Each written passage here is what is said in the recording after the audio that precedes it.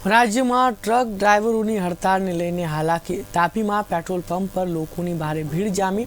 ડ્રાઈવરોની હડતાળને લઈને petrol pump પર ભીડ જામી હતી। પેટ્રોલ પુરાવા માટે નિઝર વેલદા ઉચ્છલના પેટ્રોલ પંપ પર ભીડ એકઠી થઈ હતી।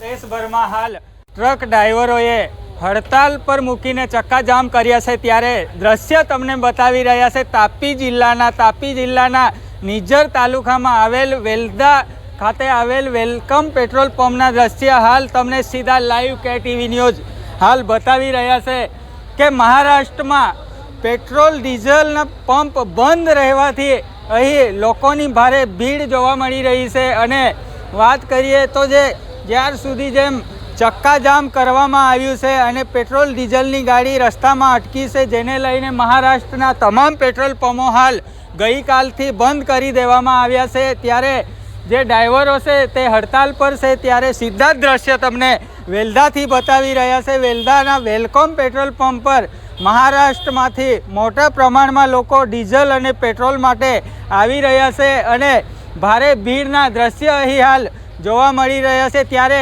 કેટલાક દિવસ ચાલશે આ ટ્રક ચાલકોની હડતાલ અને કેટલા દિવસ લોકોની ભારે હાલાકીનો સામનો કરવો પડશે તે પણ એક વિચારનો વિષય છે। ત્યારે સરકાર દ્વારા વહેલી તકે જેવી રીતે વાત કરીએ તો સરકાર દ્વારા જે હડતાલ જે ડ્રાઈવરો દ્વારા કરવામાં આવી રહી છે અને હાઈવે પર ચક્કાજામ કરવામાં આવી રહ્યા છે, તેના પર ધ્યાન આપીને વહેલી તકે ડ્રાઈવરોની જે માંગ છે તે પૂર્ણ કરવામાં આવે તેવી હાલ લોકોની પણ માંગ ઉઠી રહી છે। Hitesh Naik, KTV news.